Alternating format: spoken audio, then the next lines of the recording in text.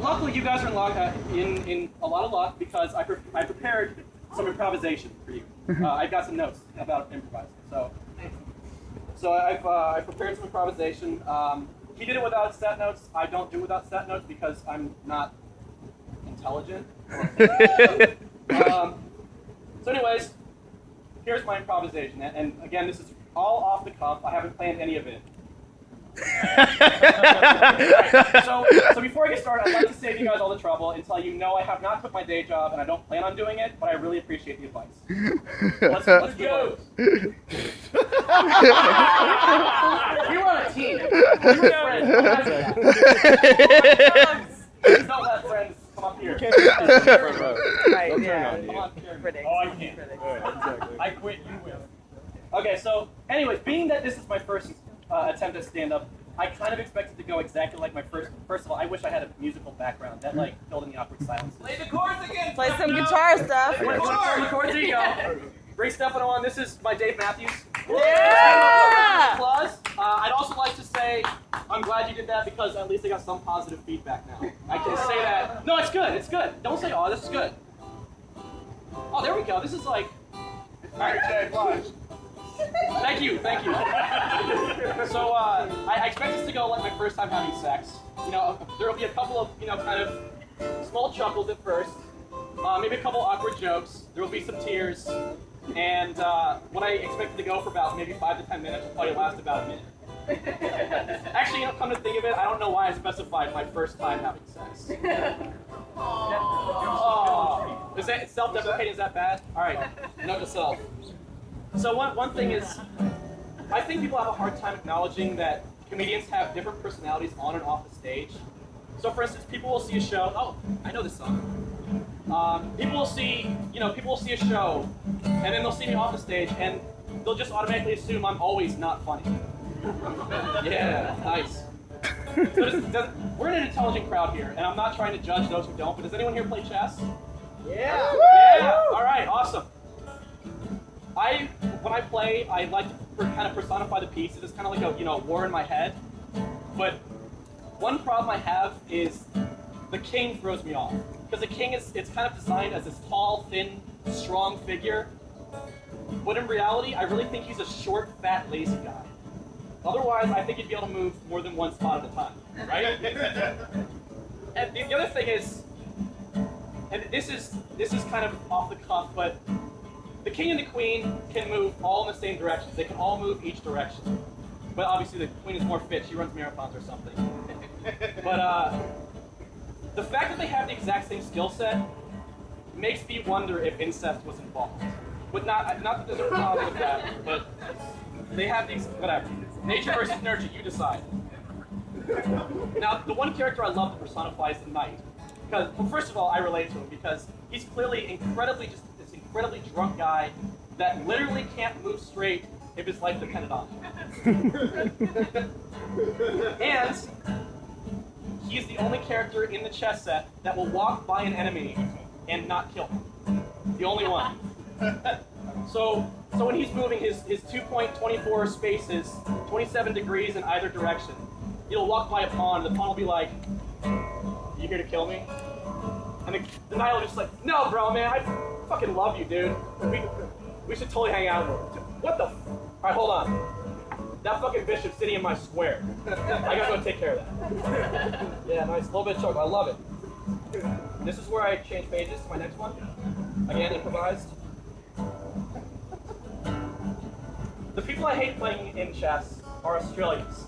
Because whenever they put me in check, I can never tell if I lost or if they were just calling me mate. Yeah.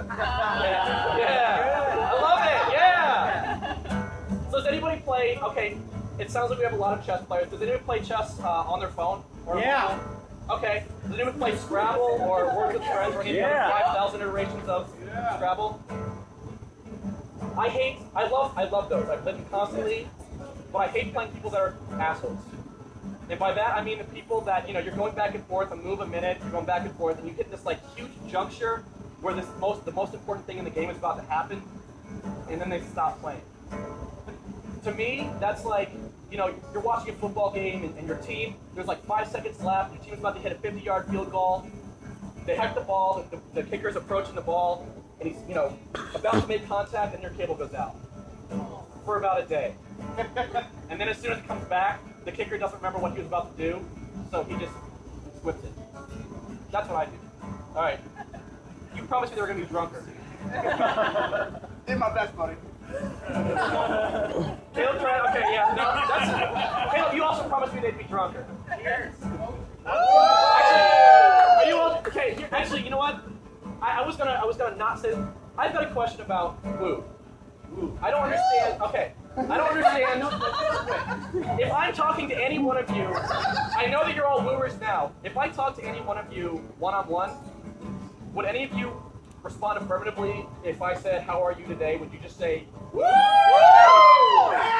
But there's a crowd. My question is, at what number, what is the exact cutoff at which woo is no longer acceptable to use? One-on-one is not acceptable. 2 people? What's that? What did you say, Holocaust? Yeah. They said Holocaust. That is always a funny joke. So I think you made it as a comedian if you can handle a heckler. And as you can tell, I have not made it as a comedian. Because I have no idea what to do. Nah, you're good, dude. Has anybody ever noticed how stupid observational humor is?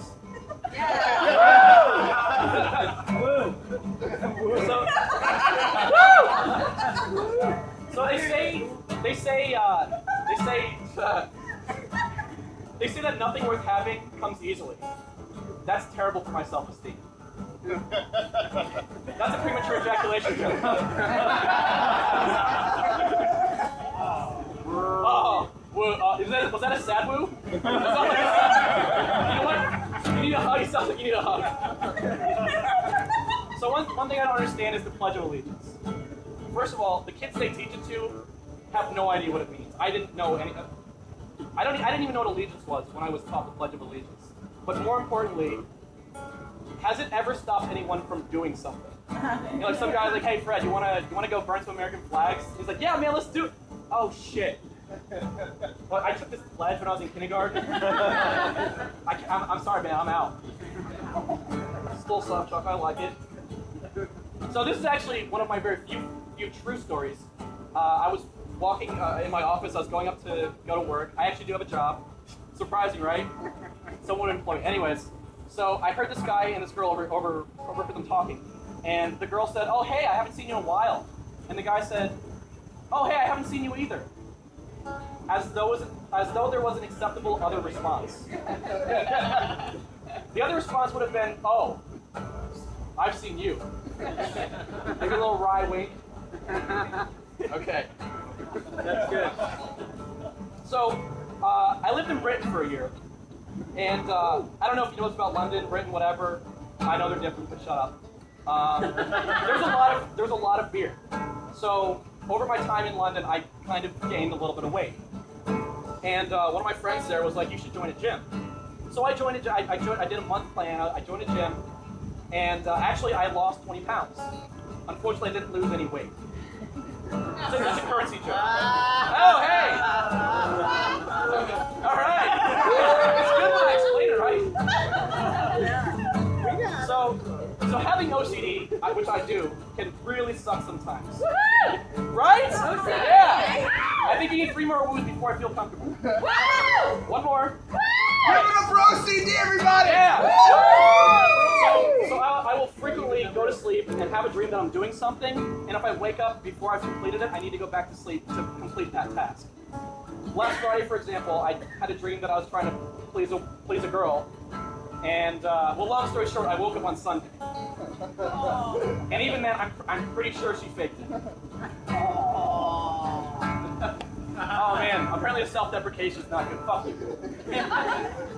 So I'm gonna leave you with this. I'm gonna let you all get back to your drinking and actually having a good time. That was the best joke. So I don't think I've ever been to the Metro before where an escalator was not out of service.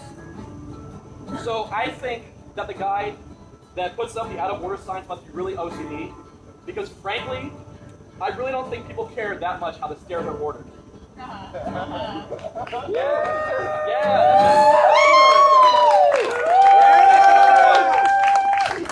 Thank you for filling in all the awkward silences.